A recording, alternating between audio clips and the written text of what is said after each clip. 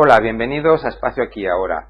Mi nombre es José Miguel, soy terapeuta Gestalt, coach, facilitador de constelaciones familiares y también me dedico a realizar cursos de crecimiento personal y formación en constelaciones familiares. En el siguiente vídeo me he propuesto hablaros sobre el vínculo con la vida. Pero antes de comenzar me gustaría hacer una serie de aclaraciones sobre lo que yo entiendo por la palabra vínculo. Seguramente habéis escuchado muchísimas veces la famosa frase de que en el universo todo está conectado entre sí.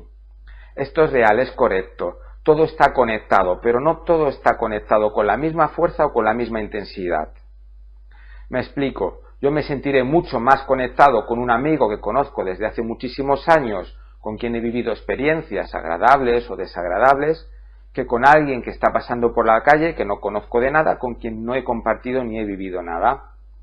Y una madre, por ejemplo, estará más conectada o vinculada con su propio hijo que con el hijo de otra madre a quien no conoce.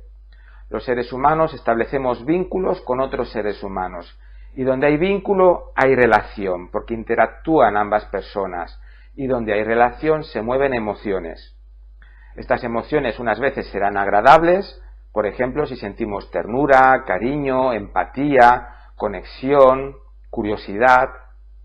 Y otras veces las viviremos de forma desagradable, si lo que sentimos son celos, envidia, rabia, tristeza, abandono, rechazo. Donde hay vínculo, hay relación, y donde hay relación se mueven emociones. Los primeros vínculos que generamos en nuestra vida ya nos vienen de partida, por el hecho de nacer dentro de una familia. Ya estamos vinculados con nuestra mamá, con nuestro papá, y desde ellos estamos vinculados también con el resto de nuestros hermanos si los tenemos, y con lo que hay detrás de nuestros padres. Tenemos 4 abuelos, 8 bisabuelos, 16 tatarabuelos, tenemos tíos, tenemos primos, tenemos tíos abuelos, que serían los hermanos de nuestros abuelos, tenemos antepasados y ancestros. Con todos ellos estamos vinculados, y aunque nos pueda parecer que no tengamos relación con personas a lo mejor que murieron mucho antes de que nosotros naciéramos, en nuestro corazón sí que hay relación. Una relación que puede ser muy inconsciente, pero desde la cual guardamos muchas veces lealtades que pueden afectar y dirigir nuestro destino de forma que nos resulte positivo o de forma que nos resulte dañino. Tenemos una conexión con nuestros antepasados y con nuestros ancestros. Y luego hay otra serie de vínculos que no son con otras personas. Son vínculos con energías simbólicas, por llamarlo de alguna forma determinada. Podemos vincularnos con la sexualidad. Hay quien siente un vínculo sano con su sexualidad y la disfruta y la desarrolla y la utiliza para expresar su amor y cariño. Hay quien siente que la sexualidad es algo sucio, algo feo, algo de lo que deben de protegerse, o que viven la sexualidad de forma obsesiva porque siempre se sienten insatisfechos, siempre quieren más, una búsqueda constante a través de la sexualidad que seguramente tiene más que ver con una necesidad de amor y cariño que no tanto con un placer sexual. Tenemos vínculo también a nivel simbólico con la creatividad. Hay quien se relaciona positivamente con la creatividad, se la permite, la desarrolla. Y hay quien tiene un vínculo estancado con la creatividad, o bien porque no se reconoce a sí mismo como persona creativa, o bien porque desearía desarrollar su creatividad, pero siente que hay algo que le bloquea, que le frustra. Tenemos vínculos con los conceptos de justicia y de injusticia. Hay quien vive las injusticias de manera muy radical, muy obsesiva y siempre está reclamando justicia, y hay quien sencillamente siente que ha venido al mundo a vivir injusticias y no se defiende, no reclama. Tenemos un vínculo con el dinero sí que se puede tocar, pero es un concepto abstracto, es decir, no es un ser humano, y aún así el dinero provoca que vivamos emociones respecto a él, emociones que pueden ser positivas si tenemos una relación sana con la abundancia, o emociones que viviremos de forma desagradable si el dinero nos sentimos incapaces de generarlo en abundancia, o si tenemos malos hábitos desde los cuales derrochamos el dinero y no lo cuidamos. Así que los seres humanos tenemos vínculos con personas vivas, especialmente la familia, pero no solo la familia, también desarrollamos vínculos pues, con las parejas, con los amigos, con los compañeros de trabajo, con los jefes. Y tenemos vínculos con energías simbólicas como pueden ser la creatividad, la sexualidad, el dinero, la justicia y la injusticia, la energía masculina, la energía femenina.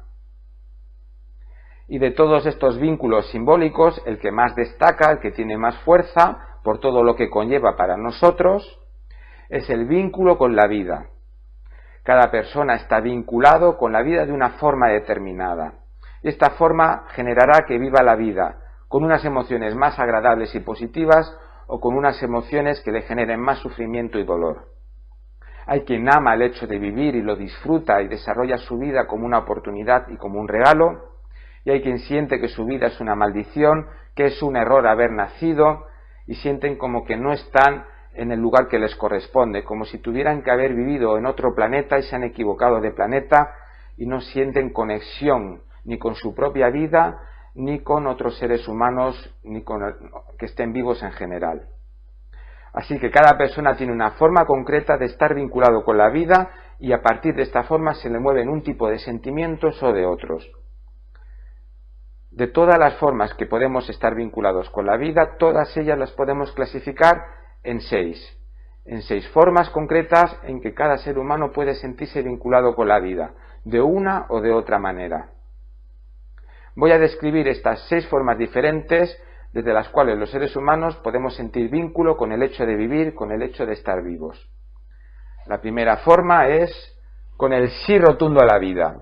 Son personas que aman la vida incondicionalmente, sienten un amor incondicional por la vida, sienten que la vida es un regalo y una oportunidad de crecimiento única y desde ahí aceptan todo lo que les viene, tanto lo bueno y lo que les gusta como lo que les resulta desagradable. Ante lo desagradable, por supuesto, lo pasarán mal porque son humanos, son personas, pero enseguida se levantarán, enseguida se repondrán, enseguida generarán recursos que le permita aceptar la situación si es que no puede cambiarla, o encontrar maneras de cambiar la situación para que les resulte más idónea. Son personas que aman a la vida incondicionalmente, tienen un amor profundo hacia la vida, y esas personas contagian este amor, contagian esta vitalidad a los demás.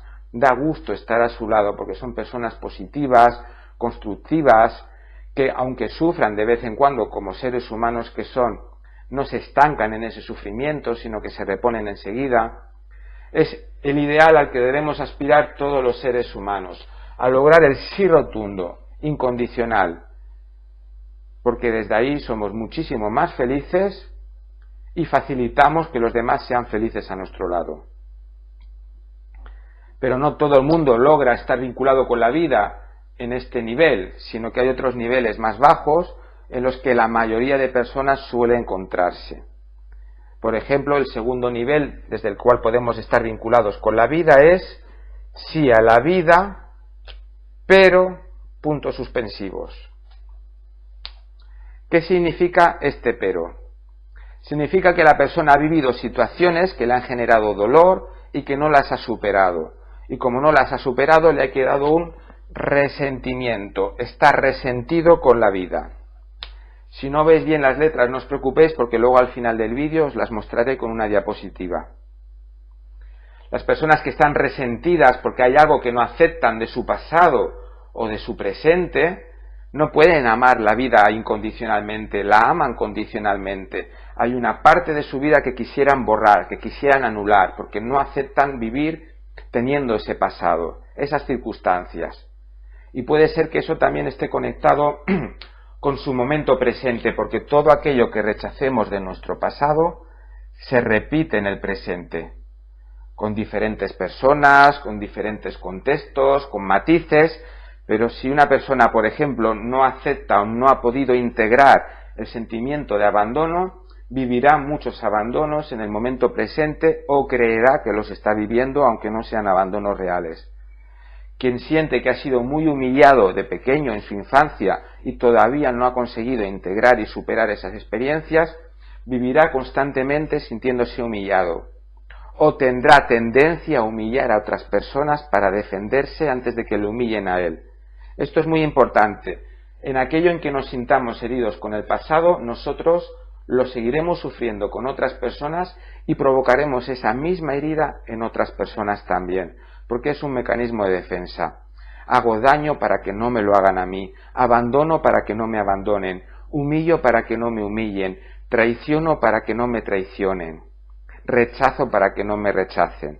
Esto genera más dolor, más sufrimiento y estos peros cada vez se van ampliando más. Las personas que viven su vínculo con la vida desde este nivel, sí a la vida, pero utilizan lo que yo llamo la estrategia de la balanza. En un platillo de una balanza simbólica, una balanza que representa su estado de ánimo, su manera de estar conectados con la vida, es como si colocaran todas las cosas positivas que le han ocurrido. En el otro platillo es como si colocaran todas las cosas negativas, desagradables, todas sus traumas, sus tragedias, sus malos momentos que han tenido que vivir. Si sienten que el platillo positivo pesa más, están en el sí a la vida, pero en cualquier momento les puede pasar algo que rebase un umbral, que rebase un límite y que genere que el platillo negativo tenga más fuerza todavía y que este sí a la vida se convierta, por ejemplo, en un no a la vida. Vivir realizando esta estrategia de la balanza interiormente representa un amor condicional a la vida, porque hay cosas que no aceptamos, que no queremos ver, que no queremos reconocer, que no queremos experimentar, y conlleva estar constantemente en riesgo a que tarde o temprano puede ocurrir algo que lleve a que mi conexión con la vida deje de ser un sí para ser un no. Este es el segundo nivel, sí a la vida, pero. Vamos a hablar de otra tercera forma de estar vinculados con la vida, que sería sí a la vida hasta. ¿Qué significa este hasta? Hay personas que se han sobreidentificado con una función que están realizando. Por ejemplo, hay padres de familia, hombres, que se han sobreidentificado tanto con su trabajo, tanto con su papel de proveedor de la familia. Están tan identificados con su profesión que en el momento en que se tienen que jubilar o que ya no pueden dedicarse más a su trabajo, sienten que ya han cumplido el sentido de su vida y que ya se pueden dejar morir. O se enferman, o tienen un accidente. Son hombres que están muy identificados con su trabajo. Y ocurre muchísimas veces. Por eso hay tantos hombres que entre los 60 y los 70 años fallecen cuando podrían vivir muchos años más. Porque sienten que si su trabajo ya no son nada, ya no son nadie y que su vida no tiene sentido. Y esto también le ocurre, por ejemplo, a muchas mujeres que se han sobreidentificado con su rol de madre. Se sienten tan madres, se sienten tan bien siendo generosas y haciendo de madres, que cuando ya son mayores y sus hijos se han independizado, cuando ya sienten que no son tan necesarias, de alguna manera es como si sintieran que ya han cumplido su función en la vida y a partir de ahí se enferman, tienen accidentes, se dejan morir, se dejan marchar. Se envejecen demasiado rápido cuando podrían tener una vejez mucho más lenta y vivir muchos más años. ¿Por qué les pasa esto? Sencillamente porque esta sobreidentificación con su rol de madre es tan poderosa que sienten que ya no tiene ningún sentido vivir si no es para hacer de madres. Esta es la razón por la que muchos hijos se niegan a convertirse en adultos plenos independientes. Da igual que tengan 30, 40 o 50 años. Si un hijo o una hija siente que su madre no está preparada para soltar ese rol de ser madre necesaria, ese hijo boicoteará su adultez, boicoteará su independencia para demostrarle a su madre que la sigue necesitando y desde ahí se impedirá a sí mismo vivir su propia vida. Son hijos que nunca se van de casa, que siempre están al lado de sus madres o sus padres, a veces también ocurre con el rol de padre, o son hijos que escogen parejas donde no van a tener futuro, donde no les van a ir bien, terminarán divorciados y volverán a casa de sus padres con su mamá, con su papá, para demostrarles que los siguen necesitando y de alguna manera con eso enraizarles en la vida. Exteriormente parece que sean hijos inmaduros, hijos que no quieren crecer, hijos Peter Pan se les llama muchas veces. Pero lo que les mueve profundamente en su interior es una lealtad hacia su madre para que se siga sintiendo necesitada y útil en la vida, o hacia su padre. También dentro de este nivel de vínculo con la vida, si a la vida hasta, a veces cargamos con una lealtad inconsciente en la cual sentimos que tenemos que morir a la misma edad que se murió nuestro padre o que se murió nuestra madre. Es como si sintiéramos una inocencia especial si no sobrepasamos los años que ellos vivieron. A veces también incluso ocurre con hermanos. Entonces el hermano menor muere cuando llega a la edad del hermano mayor, o el hijo varón muere cuando llega a la edad en la que murió su padre, o la hija muere cuando llega a la edad en la que murió su madre.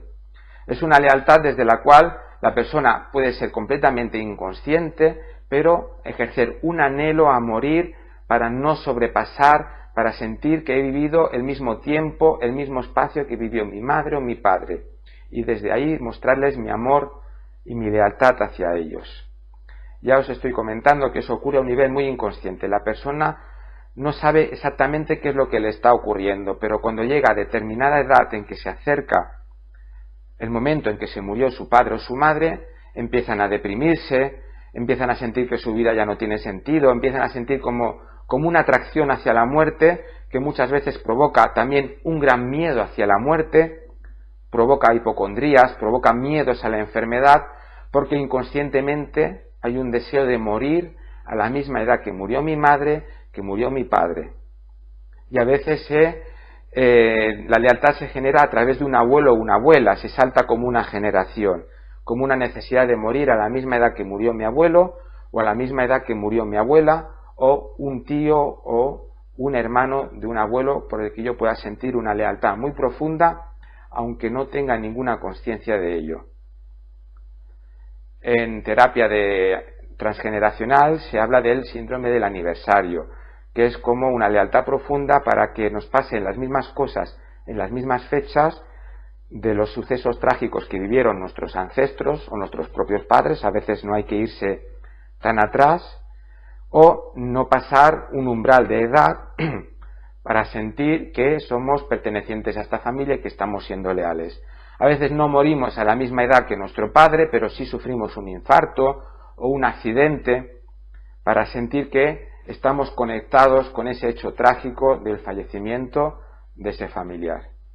Sí a la vida hasta que deje de cumplir, no pueda ya cumplir más esta función para la que yo creo que he nacido, ser padre, ser madre, ser trabajador, ser jefe, ser responsable, o hasta que llegue a determinada edad en la que sienta que mi padre o mi madre murió y que tengo que repetirlo. El siguiente nivel a través del cual nos podemos sentirnos vinculados con la vida es el no a la vida hasta, pero es un hasta diferente del anterior.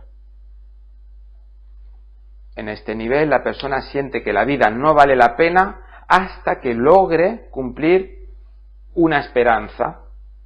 Esa esperanza puede ser volverse millonario, perder los kilos de más y quedarse delgado, o tener el físico exuberante que le gustaría tener, o tener la fama y el éxito que aspiran.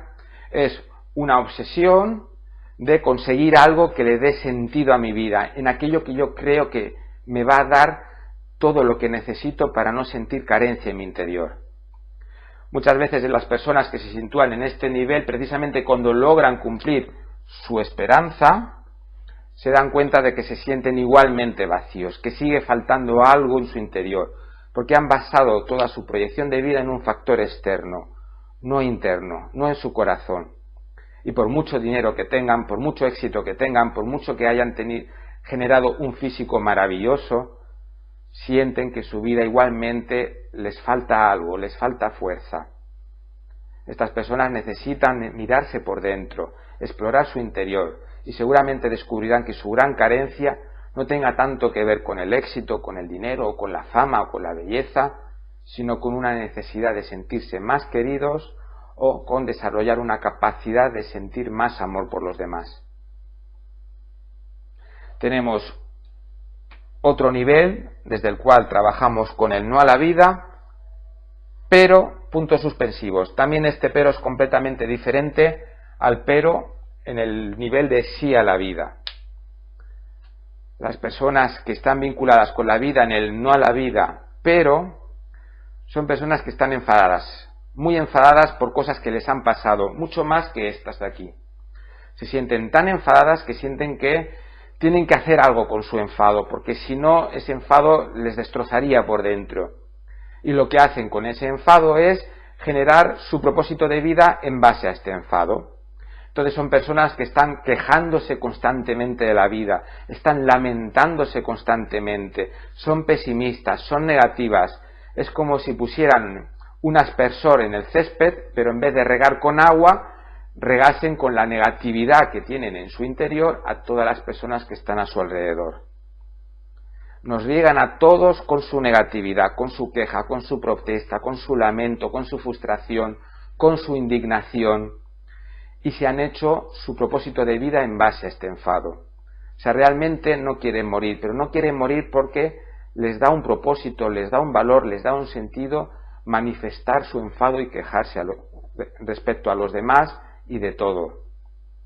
Son personas que te absorben la energía. Si estás cerca de ellas y pasas mucho tiempo, sentirás un gran cansancio, sentirás que te apagas por dentro. Imaginaros el daño que puede hacer este nivel de vínculo con la vida dentro de un matrimonio o de una relación de pareja. Imaginar estar con una pareja que está todo el día quejándose, lamentándose. Muchas veces eso provoca que el otro te quiera rescatar, te quiera motivar, te quiera abrir los ojos para que disfrutes la vida, pero casi siempre lo que ocurre es que acaban los dos igual.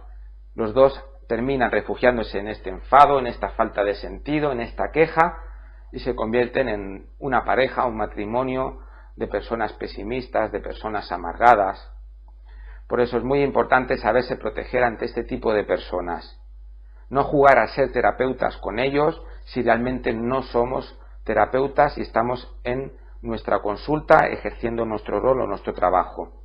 Si queremos animarles mucho, motivarles mucho, podemos terminar agotados y convertirnos en igual que ellos. Lo mismo que hay un contagio en que las personas que aman rotundamente la vida transmiten vitalidad, transmiten positivismo, transmiten ganas de vivir y de hacer proyectos. Hay otro tipo de contagio con las personas que se encuentran en el nivel de no a la vida, pero es un contagio negativo, porque terminan desilusionándote, terminan haciéndote creer que de verdad no vale nada la pena. Por eso es importante saberse proteger y derivar a que estas personas sean ayudadas por profesionales, porque el profesional sabrá protegerse a sí mismo y sabrá ayudarlo sin implicarse tanto emocionalmente que quede arrastrado por esta negatividad. Y el último nivel, a partir del cual podemos estar vinculados con la vida, es el no absoluto a la vida. La rendición total es una persona que siente que ya no le queda otra cosa que esperar a morir. Puede ser que tenga pensamientos suicidas y esté como creándose su propia estrategia, buscando el momento, el cuándo, el cómo, dónde. Puede ser que ni siquiera haya este tipo de pensamientos suicidas porque sencillamente la persona está como en un estado de espera, de letargo, esperando a que le venga la gran enfermedad o el gran accidente que le quite la vida. No todo el mundo que tiene pensamientos suicidas se encuentra en este nivel. Podemos tener o sufrir en un momento dado pensamientos suicidas en este o en este nivel también. Pero aquí ya no son pensamientos, aquí ya es el desarrollo de una estrategia si realmente esa persona tiene en su actitud, en su personalidad, tendencias suicidas. No todo el mundo que está aquí tiene estas tendencias suicidas, simplemente puede mantenerse en un estado de espera, de letargo. A veces se les manifiesta y se les ve enseguida porque son personas que físicamente están completamente dejadas y en su cara ya refleja que ya se han rendido hace mucho tiempo, y a veces no, son personas que engañan mucho porque precisamente como no quieren que los demás les motiven, les ilusionen, fingen que están felices, fingen que todo está bien, que no hay ningún problema, que todo es maravilloso y correcto, pero por dentro ya se han desconectado por la vida. Entonces no siempre se les puede detectar a estas personas porque hay algunos que lo saben disimular muy bien y parece que viven una vida tranquila, maravillosa, pero por dentro están completamente desconectados con la vida, esperando a la gran enfermedad, el gran accidente o a atreverse a terminar ejecutando el suicidio. Así que tenemos estos 6 niveles a partir de los cuales podemos estar vinculados con la vida. Sí rotundo a la vida, sí a la vida pero, sí a la vida hasta, no a la vida hasta, no a la vida, pero y no absoluto a la vida, y a lo que debemos aspirar todos, realizando un trabajo interior profundo, que ahora después explicaré cómo y de qué manera podemos hacerlo, es a colocarnos aquí, en el sí rotundo a la vida. Cuando nos posicionamos en este lugar, logramos que esta balanza ya no tenga ningún sentido para nosotros, tomamos lo bueno y lo disfrutamos, y ante lo que no nos gusta generamos aprendizaje, generamos conciencia, nos reponemos, buscamos recursos y seguimos para adelante. Porque las personas que están aquí situadas sienten que la vida es una oportunidad única, un gran regalo que vale la pena aprovechar. A continuación os voy a hablar de qué manera podemos hacer un trabajo interior nuestro para poder tener más fuerza y más recursos para situarnos en el sí rotundo a la vida.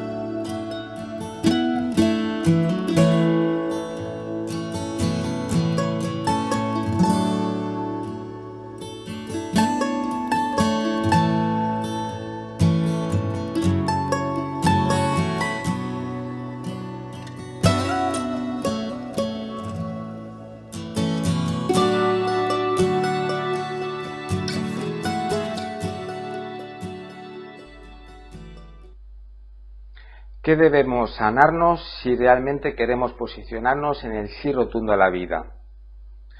Lo primero que debemos sanarnos son las pérdidas, los duelos que aún no hemos podido cerrar. Muchas personas que han vivido una pérdida profunda porque se les ha muerto su pareja, un hijo, su padre, su hermano, su madre, sienten que un gran deseo inconsciente, sin que ellos se percaten de ello, de reunirse con ese familiar. Entonces desde ahí se desvinculan con la vida, no tanto porque no les guste vivir, sino por el anhelo de reencontrarse con ese familiar muerto. Por eso es muy importante cerrar nuestros duelos, porque si no, aunque no tengamos un enfado con la vida, es decir, que nos guste vivir, ese deseo, ese anhelo de reencontrarnos con las personas que hemos perdido, puede provocar que nos desconectemos con la vida. Y si nos desconectamos con la vida, entramos en el no a la vida. No a la vida en rendición total, o no en la vida, pero porque nos mantenemos enfadados, dándole un sentido a nuestro enfado porque hemos perdido a personas queridas. Entonces aquí tenemos que hacer duelos. No solamente de las personas que hayamos perdido a lo largo de nuestra vida, porque hayan fallecido, también de las relaciones de pareja cuando terminan. Si todavía tenemos un anhelo o un rencor o algo no resuelto con una expareja, eso también nos desconecta con la vida, nos impide el amor incondicional con la vida. Y también tenemos que vivir la pérdida de que no es lo mismo tener 60 años que 20 años, 80 años que 40 años, la pérdida de nuestra juventud porque nos vamos haciendo mayores, o si vivimos un cambio de residencia. Tenemos que hacer también un trabajo si ya no podemos vivir en nuestro país de origen, por ejemplo, para aceptarlo, para integrar el nuevo país de acogida. Tenemos que vivir nuestras pérdidas de forma que transitemos todas las fases que conllevan a partir del gran proceso que es el duelo. Los duelos permiten cerrar una etapa anterior y abrirnos a una nueva etapa. Los duelos permiten que nuestro vínculo con las personas fallecidas, en vez de hacernos daño y sentirlo como un peso, como si lleváramos nuestros muertos en nuestra espalda y nos pesaran, sentir que los podemos llevar en nuestro corazón, honrarles con nuestra felicidad, con nuestros éxitos, con nuestra alegría, y ya nos reencontraremos con ellos más adelante cuando toque, que podamos seguir amando la vida y disfrutándola para dedicarles toda la felicidad que vivamos y experimentamos a las personas que ya no están en nuestro lado, pero que tal vez algún día nos reencontraremos con ellas y les podremos contar todas las aventuras y todas las cosas bonitas que nos hayan ocurrido después. Las pérdidas son procesos muy complejos de digerir, de integrar, de gestionar, pero es vital si realmente queremos situarnos en el sí rotundo a la vida.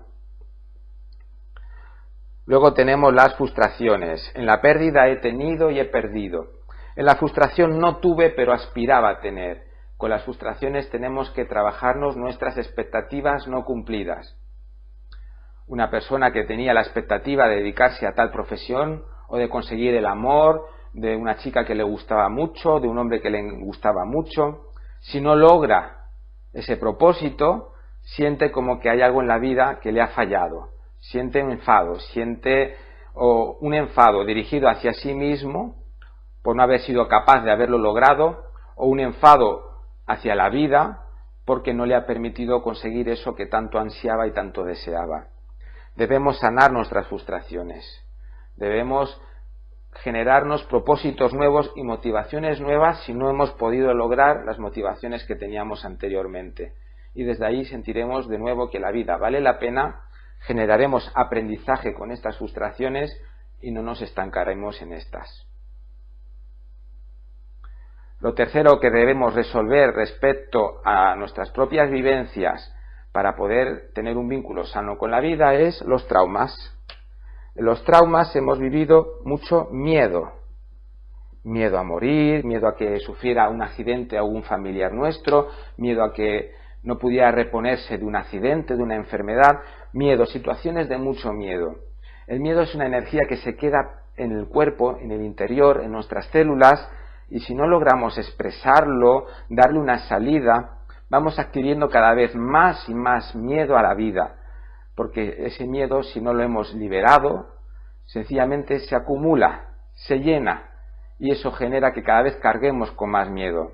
Personas que han vivido situaciones de mucho pánico se pueden volver o muy agresivas porque están completamente a la defensiva, o muy asustadizas y llegar a un punto en que ya no se atrevan a salir de casa o relacionarse con personas nuevas. Debemos dar expresión a estos traumas, debemos liberarnos de estos miedos. Hay terapias que funcionan muy bien a través del trabajo corporal, que permiten la vibración, que permiten el temblor. Terapias como la bioenergética, por ejemplo, permiten desprender ese temor que se nos ha quedado incrustado en las células, exteriorizarlo y recuperar nuestra confianza en la vida. Y si nunca hemos tenido una confianza en la vida, porque ya desde pequeños vivimos muchos traumas, que podamos generar de nuevo, a través de un renacimiento, esa confianza en la vida. Y tenemos que resolver las culpas. Son esas situaciones en las que no nos hemos responsabilizado y al contrario nos hemos victimizado o nos hemos excusado, como que no queremos ser responsables de esos hechos que hemos cometido, o todo lo contrario, cuando me culpo mucho por algo que he hecho y no me lo termino de perdonar nunca. La culpa es una emoción que es necesaria para aprender las lecciones y no repetir los mismos errores. Y la culpa se gestiona a través del arrepentimiento.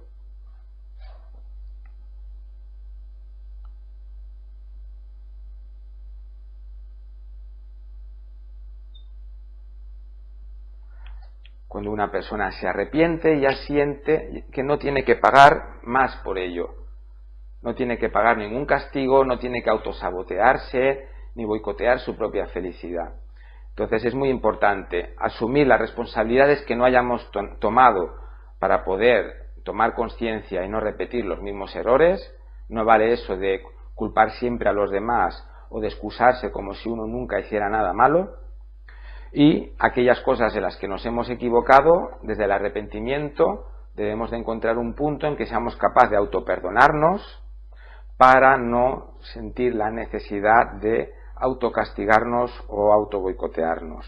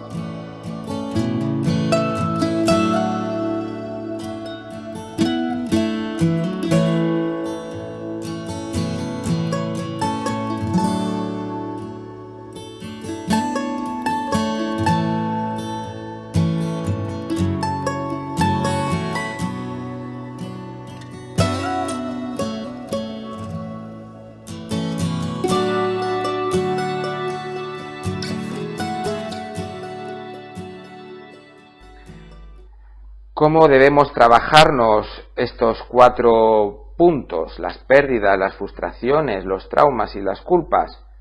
Para que el trabajo sea completo debe ser realizado en 3 niveles, que son los siguientes.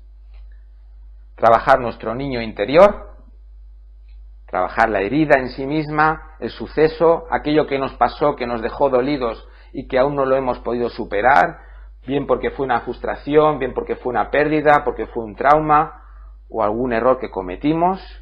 Trabajar nuestro niño interior herido. ¿Cómo lo podemos lograr? Muy bien, os lo explico enseguida, a través de trabajarnos la soledad.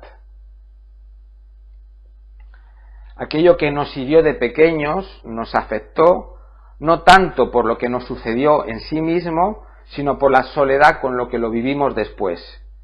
Lo que nos pasó no lo vamos a poder cambiar, no tenemos ese poder de cambiar las situaciones que ya han sucedido, pero sí tenemos el poder de que este niño nuestro interior que sigue viviendo en nuestro corazón deje de sentirse solo ante esa experiencia. Se trata de que nuestro yo actual, con nuestros 40, 50, 60 años, los que tengamos, conecte con ese niño herido. Si esa herida la pudimos vivir con 10 años, con 5 años, o tal vez ya éramos un poquito más mayores y en vez de 5 o 10 teníamos 20 o 25 años. Igualmente todo lo que sufrimos lo vivimos emocionalmente, lo vivimos desde nuestro niño interior, que es desde donde nos emocionamos. Desde mi yo adulto actual conecto con aquel episodio que me sucedió en cualquiera de estas edades y me genero un autoacompañamiento para ya dejar de sentirme solo con esa experiencia. Si no sé hacerlo por mí mismo, que es normal, si uno no sabe cómo hacerlo, lo podemos hacer acudiendo a un terapeuta, un especialista, un terapeuta Gestalt, cualquier terapia en que el profesional haya también hecho un proceso consigo mismo de sanación de sus heridas. No vale con saberse la teoría, hay que haberlo experimentado y hay que haberlo trabajado interiormente, y que nos ayude a aprender a autoacompañarnos en nuestro dolor del pasado, para que esta soledad deje de afectarnos. Cuando logramos hacer este trabajo, nuestras heridas abiertas se convierten en cicatrices. Las cicatrices también duelen, pero duelen muchísimo menos que una herida abierta que sigue sangrando. Con las cicatrices crecemos, nos hacemos más fuertes, nos reforzamos nuestra personalidad y logramos aspirar al sí rotundo a la vida. Con las heridas abiertas es como que no podemos conectar plenamente con la vida por el miedo a que se repitan, por el enfado de aquello que nos ocurrió o con la tristeza de la cual todavía no nos hemos podido liberar. Entonces este sería el primer nivel con el que tenemos que trabajarnos las pérdidas, las frustraciones, los traumas y las culpas. El segundo nivel es el árbol familiar. Y aquí entramos con las lealtades.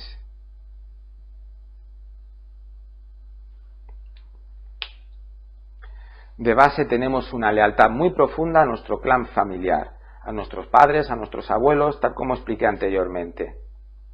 Y si no resolvemos esta lealtad, tenemos esa tendencia a vivir sus mismas situaciones, a pasar por sus mismas tragedias o intentar compensarlas, que sería irnos al otro extremo, de forma que al final acabamos viviendo otra cosa que también nos resulta limitante.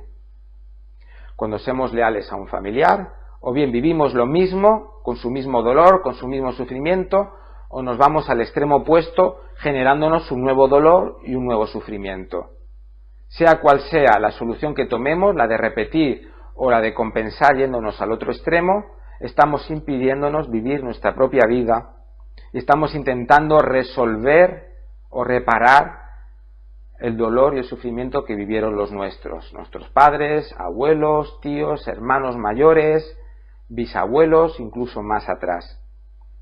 La terapia que mejor funciona para trabajar las lealtades familiares, desde mi perspectiva, es las constelaciones familiares. También se puede trabajar desde la biodescodificación, bioneuroemoción, con fechas, pero yo soy más partidario de utilizar las constelaciones familiares en la medida que sea posible y con las otras terapias complementar lo que trabajemos a través de las constelaciones, porque tienen mucho poder, primero, para detectar realmente cuál está siendo nuestra lealtad, a quién estamos siendo leales, cómo estamos ejerciendo esta lealtad y poder generar un cambio de forma que en vez de ser leal a esa persona, pueda honrarla con un gesto de reverencia, llevarla en mi corazón, respetar sus experiencias de vida y no sentir que tengo que resolver nada con eso. Y el tercer nivel es el ego, la identidad. Todas las personas tenemos una identidad, una personalidad que nos hemos creado. En algunos aspectos somos flexibles, por lo tanto eso no nos hace daño, al contrario, nos genera un posicionamiento en la vida, en el mundo, para relacionarnos, para conectarnos con los demás. Pero en otros aspectos hemos quedado rígidos, somos inflexibles, son esas tozudeces que tenemos, esas creencias limitantes que aún no hemos resuelto. Todo eso nos hace muchísimo daño porque no nos deja cambiar, no nos deja evolucionar. Cuando una persona dice, es que yo soy así, lo que está diciendo realmente es, yo funciono así, pero las personas somos mucho más de lo que creemos que somos realmente. Nuestro ego muchas veces limita nuestros potenciales, limita nuestro poder de cambio, de transformación, de maduración, de evolución. Para mí, una gran herramienta para trabajar nuestro ego y nuestra identidad es el eneagrama. El eneagrama es una teoría en la que trabajamos con 9 perfiles de personalidad, 9 formas de estar en el mundo, en la vida, y analizamos cuáles han sido las heridas que han llevado a esa persona a construir este ego, cómo debe ser su proceso de crecimiento a partir de esa personalidad que se ha construido. Es una herramienta valiosísima y muy poderosa para trabajar en este nivel. Pero es muy importante, como he dicho al principio, que tengamos presente los 3 niveles. No vale solamente trabajar nuestro ego, no vale solamente trabajar nuestro niño interior, o no vale solamente trabajar nuestras lealtades con el árbol familiar.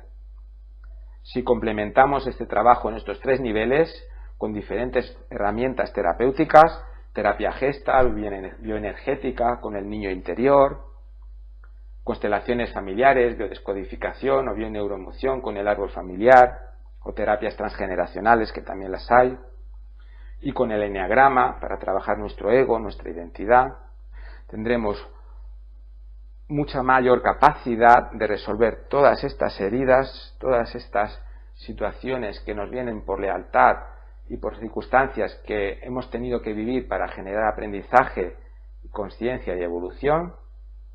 Y cuanto más sanemos todo esto que estamos viendo, más fuerza tendremos para posicionarnos en el sí a la vida rotundo, incondicional, amor incondicional por la vida. Y ser de esas personas que contagian vitalidad, optimismo, alegría, aportar a los demás, inspirar a los demás a través de nuestro propio proceso de crecimiento interior. Eso es a lo que debemos de aspirar todos. Y con esto os he contado todo lo que quería explicaros en este vídeo. Espero que os haya inspirado. Muchísimas gracias por vuestra atención y nos vemos en otra ocasión.